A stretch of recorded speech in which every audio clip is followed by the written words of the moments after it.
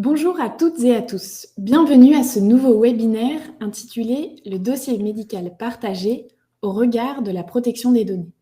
Ce webinaire est organisé par le cabinet Accence Avocat Conseil. Je suis Émilie Barrault, juriste en charge du RGPD et doctorante en droit du numérique. Bonjour, je suis Patrick Nétali, délégué à la protection des données, responsable de projet RGPD au sein du cabinet Accence Avocat Conseil. En qualité de DPO, nous accompagnons les clients du cabinet Accence dans leur mise en conformité au RGPD avec l'ensemble du service dédié. Avant de commencer le sujet d'aujourd'hui, nous vous proposons une présentation rapide du cabinet Accence. Accence Avocat Conseil, c'est à présent une vingtaine de collaborateurs, majoritairement composés d'avocats et de juristes.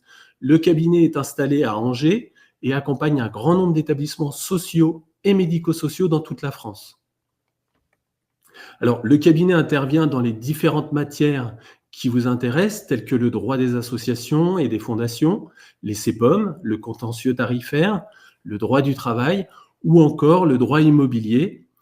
Le cabinet Accence intervient donc dans différents domaines du droit en développant toujours des compétences en lien avec le secteur médico-social. Depuis 4 ans, le cabinet vous accompagne également pour toutes les questions en lien avec le RGPD. Pour cela, le cabinet Accence a donc créé un service dédié au RGPD. Il s'organise en 2 pôles, le pôle juridique et le pôle technique. Le pôle juridique rassemble des avocats et juristes pour la réalisation d'audits, la révision de clauses RGPD, la réponse aux questions juridiques et l'accompagnement à l'interprétation du règlement. La compréhension du RGPD nécessite également une expertise technique puisque nous sommes aussi interrogés, par exemple, sur la manière dont les données peuvent être sécurisées et sauvegardées sur un serveur. Le pôle technique apporte donc son expertise sur la mise en pratique de la réglementation depuis l'entrée en vigueur du RGPD, qui impose de nouvelles obligations telles que la cartographie des données, la tenue d'un registre des activités de traitement ou encore la préparation des analyses d'impact dans des cas bien particuliers. Cette mise en conformité continue nécessite un suivi efficace et pertinent pour chacun des établissements et services accompagnés par le cabinet, actuellement plus de 500. C'est pourquoi le cabinet a développé un logiciel de suivi de cette mise en conformité au RGPD, adapté au secteur médico-social, en partenariat avec la société GEPI Conseil. Ce logiciel permet d'apporter une prestation personnalisée à chacun de nos clients. Alors aujourd'hui, le sujet qui nous intéresse concerne le dossier médical partagé. Tout d'abord, nous analyserons cet outil au regard du règlement général sur la protection des données. Et bien sûr, la loi dite Informatique et Liberté du 6 janvier 1978, modifiée en juin 2018. Alors, nous préciserons la nature des données contenues dans cet espace de stockage personnel. Ensuite, nous préciserons quels sont vos droits sur les données renseignées. Enfin, nous déterminerons ensemble quels sont les enjeux du dossier médical partagé en termes de sécurité, à la fois pour le patient et pour les professionnels de santé, mais également, prochainement, pour les professionnels du secteur social et médico-social. Cet outil doit être le gage d'une meilleure prise en charge des usagers en conservant les données dans un espace sécurisé. Commençons tout de suite en précisant l'articulation du dossier médical partagé avec Mon Espace Santé.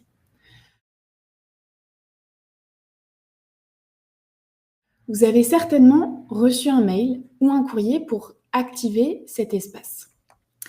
En effet, depuis le 1er juillet 2021, il n'est plus possible de créer de nouveaux dossiers médicaux partagés sur le site dmp.fr, ni auprès des professionnels de santé, ni à l'accueil des caisses d'assurance maladie. Les DMP créés avant cette date n'ont pas été supprimés et il est toujours possible pour les professionnels de santé de les consulter ainsi que d'y ajouter des informations. Tous les usagers qui disposaient déjà d'un dossier médical partagé avant le 1er juillet 2021 peuvent retrouver automatiquement leurs données à l'activation de Mon Espace Santé.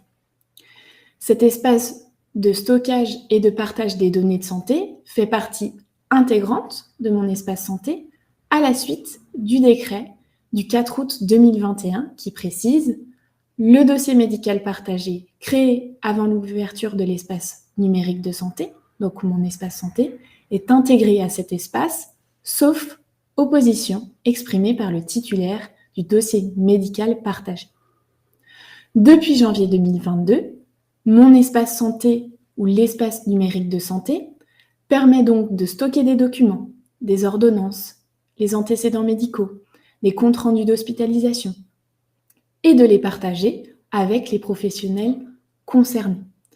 Cet espace dispose aussi d'une messagerie sécurisée appelée MS Santé. Grâce à elle, il est par exemple possible pour un usager d'échanger en toute confidentialité avec un professionnel de santé, ce qui n'était pas le cas auparavant, puisque cette messagerie sécurité était dédiée uniquement aux professionnels de santé. Dans les prochains mois, le portail doit s'enrichir avec la mise en place d'un agenda électronique pour la gestion des rendez-vous médicaux ou les rappels des vaccins par exemple, et d'un catalogue d'applications liées à la santé et au bien-être.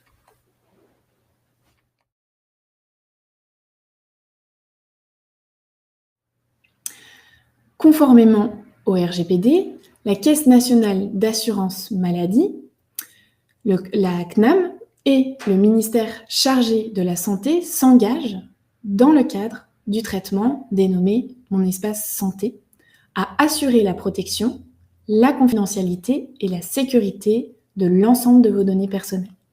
Ils sont donc responsables conjointement du traitement des données réalisées dans le cadre de Mon espace santé. Mon espace santé est mis en œuvre conformément aux dispositions des articles R 1111-26 et suivants du Code de la santé publique. Le traitement des données est ainsi basé sur les motifs d'intérêt public au sens de l'article 6E du RGPD. Cet espace a donc pour objectif de promouvoir le rôle de chaque personne tout au long de sa vie dans la protection et l'amélioration de sa santé. Ce service public numérique vous permet donc de gérer vos données de santé en lien avec les acteurs du secteur sanitaire, social et médico-social, favorisant ainsi la prévention, la coordination et la qualité de la continuité des soins. À compter de la clôture de Mon espace santé, vos données seront conservées 10 ans.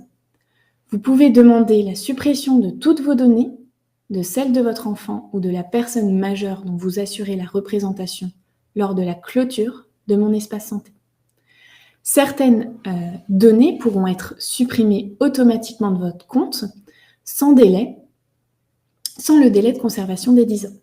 Il s'agit des données que vous supprimerez volontairement de votre profil médical ou de vos mesures de santé, par exemple. La suppression de ces éléments entraîne leur effacement définitif et immédiat de votre profil Mon espace santé. On devine assez rapidement le contenu du dossier médical partagé. En effet, le DMP ou profil médical sur l'application mobile contient des données de santé à caractère personnel, couvertes à ce titre par le secret professionnel dans des conditions prévues aux articles L 1110-4 du Code de la santé publique, dont la violation est réprimée par le Code pénal.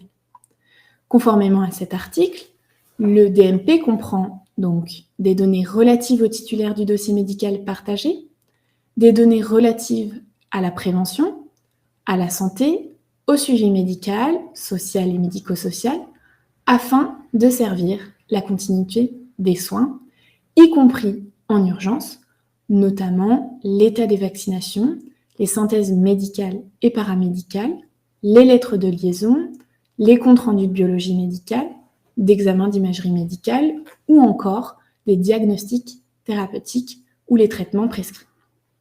Ces données donc sont versées dans le dossier médical partagé le jour de la consultation, de l'examen ou le jour de son résultat à l'origine de la production et au plus tard le jour de sortie du patient après l'hospitalisation.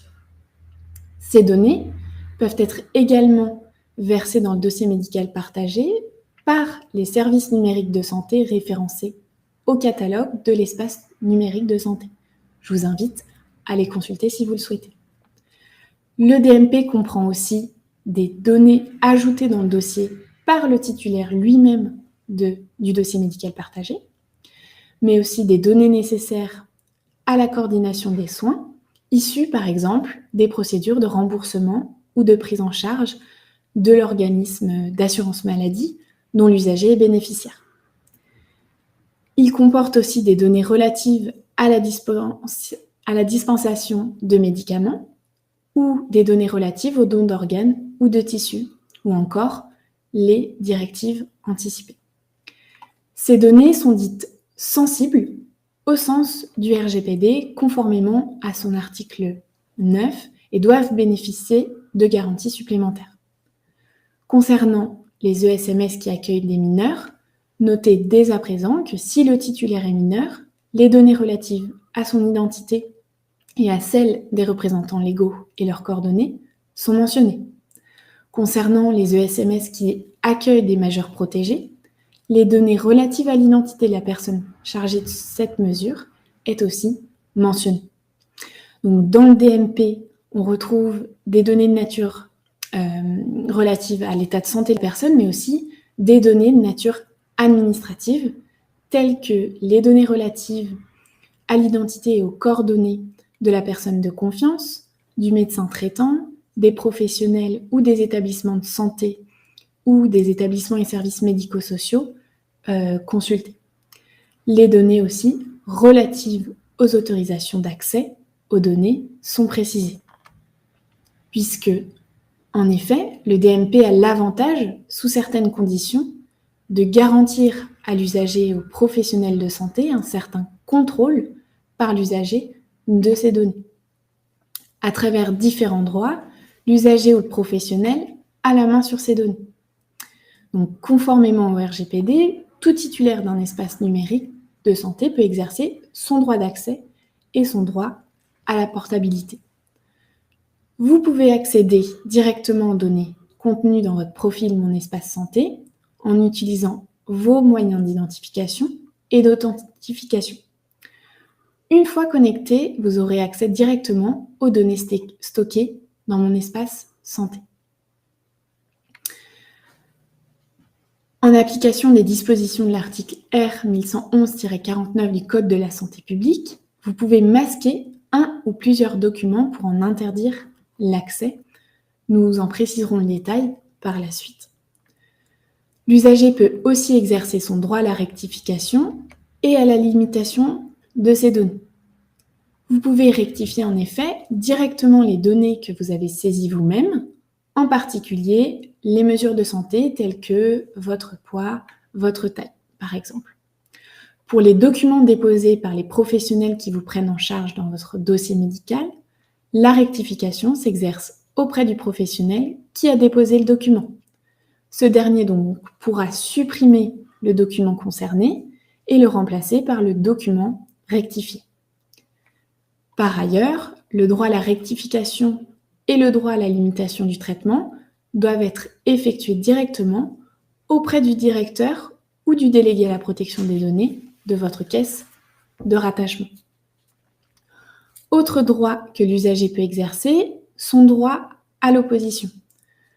Donc, lorsque le titulaire d'un dossier médical partagé créé avant le 1er janvier 2022 s'oppose à la création de son espace numérique, son dossier médical partagé reste ouvert pendant une période transitoire d'1 an à compter du 1er janvier 2022.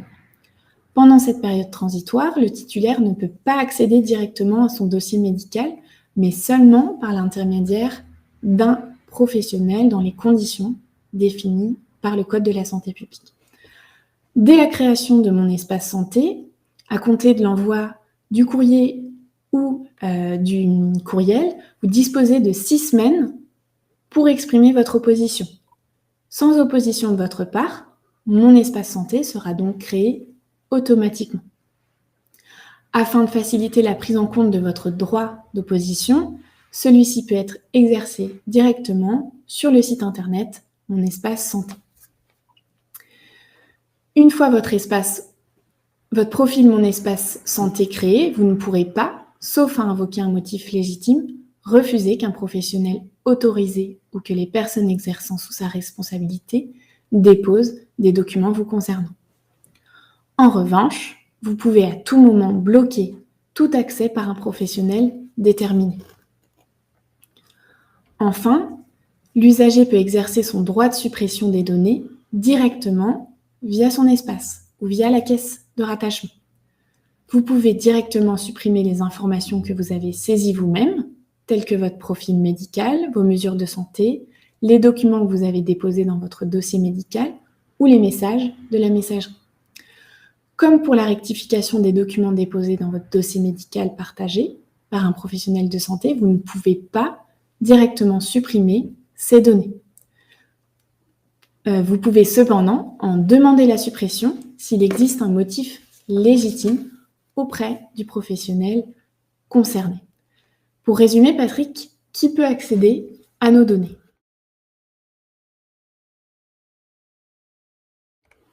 Alors, l'accès à l'espace numérique de santé et au dossier médical partagé est très réglementé, Émilie.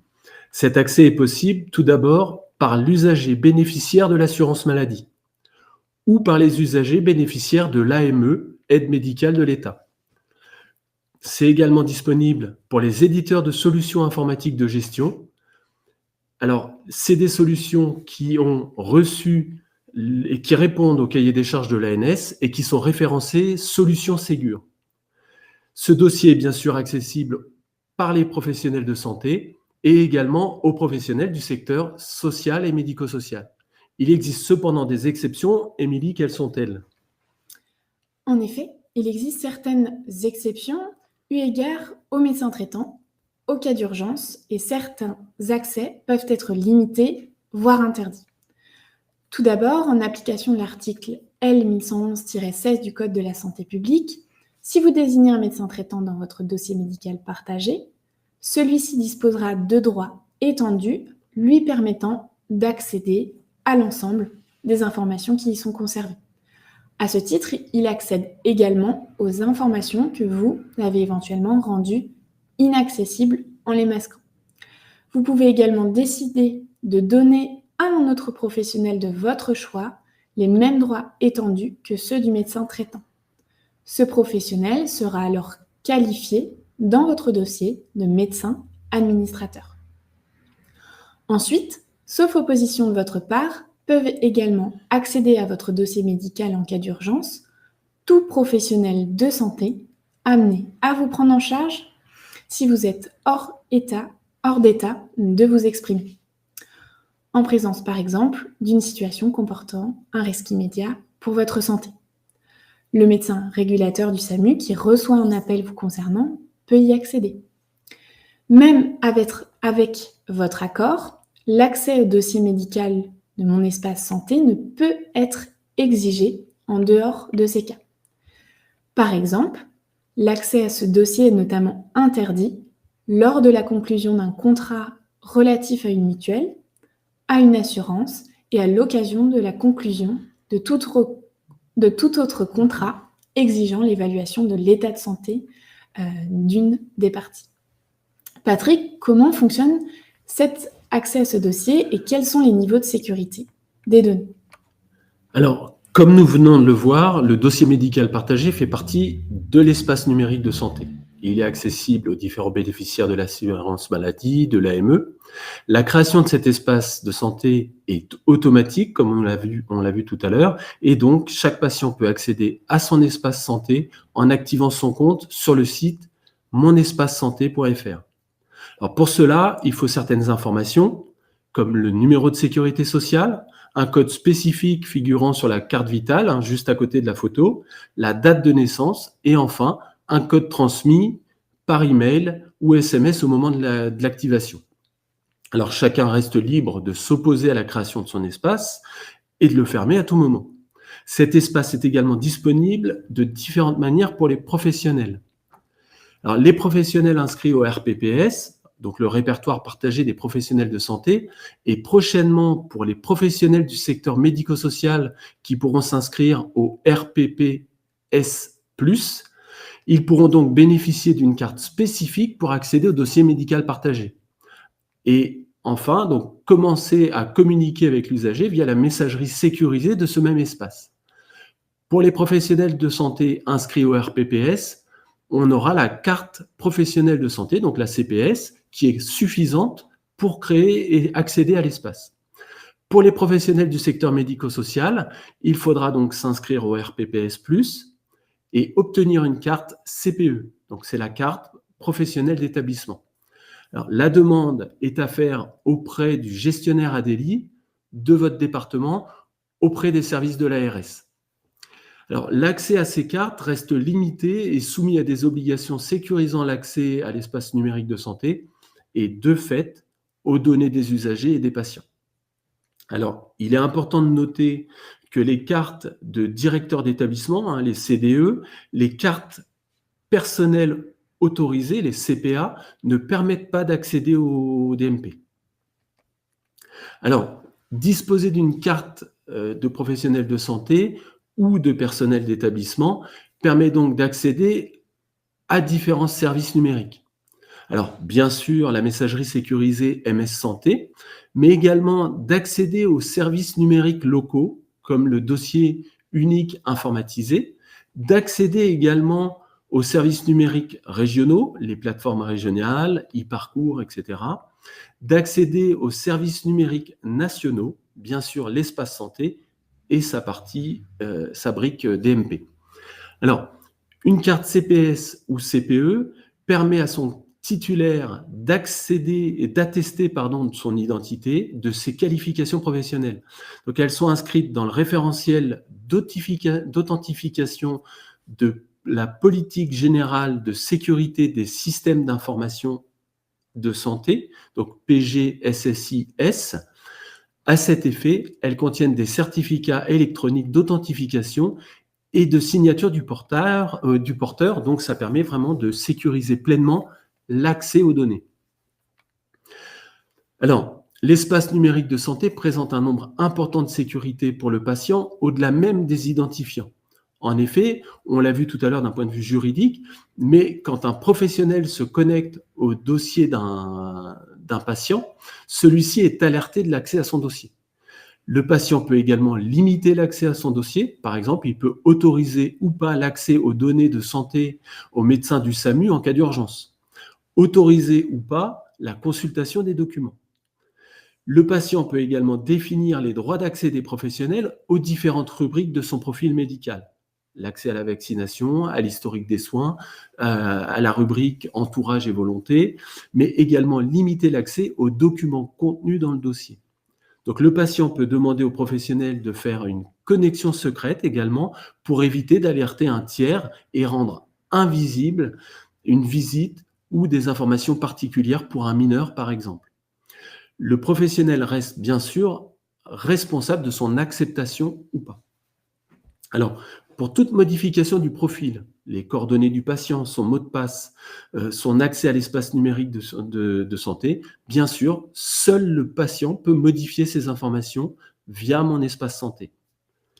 Alors, les informations sont également historisées. Tous les accès et toute l'activité sur le compte sont historisés. Donc, le patient pourra accéder à un historique concernant les consultations du dossier, l'ajout d'informations ou l'ajout de documents au niveau de son dossier. Alors, enfin, l'usager peut à tout moment demander la fermeture de son dossier. Il y a donc une mise en place d'une sécurité d'accès à l'information par un cloisonnement par l'usager, une information permanente des accès, modification, ajout ou suppression sur le dossier, permettant donc à l'usager d'avoir une traçabilité sur l'ensemble de ses données. Alors, la sécurité pour le patient, c'est aussi un accès à une information complète pour les professionnels et de pouvoir communiquer de manière sécurisée avec eux. Donc, le contenu de l'espace santé numérique permet donc de compléter le profil médical, partager l'essentiel des informations de santé entre l'usager et les professionnels. et bien sûr entre les professionnels entre eux, mais aussi de disposer de l'ensemble des documents à jour par une gestion partagée, un classement efficace, par l'usager et par les professionnels avec un cloisonnement possible, comme nous l'avons vu précédemment. Enfin, il permet d'échanger et de communiquer avec une messagerie sécurisée qui ne pose pas de problème de compatibilité entre professionnels, comme c'est souvent le cas encore actuellement. Et bien sûr, cette messagerie est accessible par le patient. En effet, la sécurité n'est pas seulement la mise en place d'un mot de passe ou d'un cloisonnement de l'information, c'est également le fait que l'information soit disponible, à jour et complète. Cet espace numérique permet donc de centraliser, compléter et de mettre à jour en temps réel les données de santé, favorisant l'efficacité des interventions et des soins. Alors, pour les professionnels, la sécurisation, c'est également le fait de pouvoir être alerté en cas de modification ou d'ajout par un autre professionnel.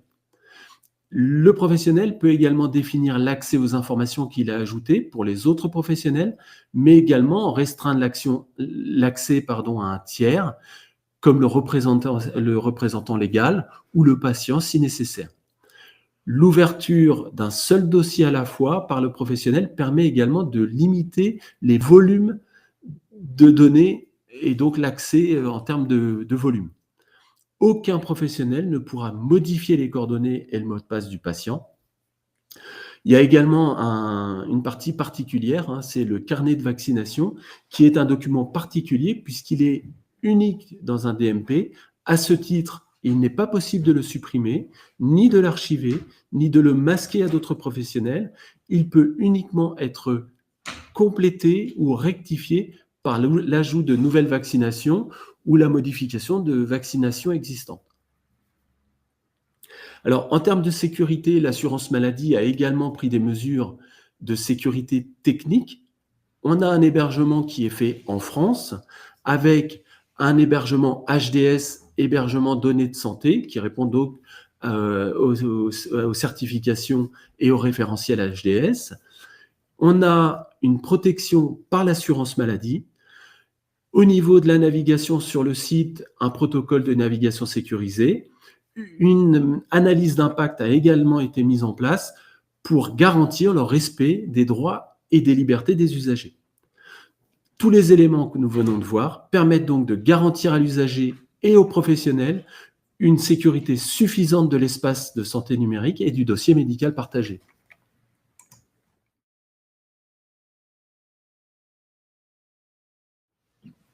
Donc, pour conclure, le bon fonctionnement de l'outil dépendra de l'implication de chacun, des professionnels de santé et à terme des professionnels du secteur médico-social.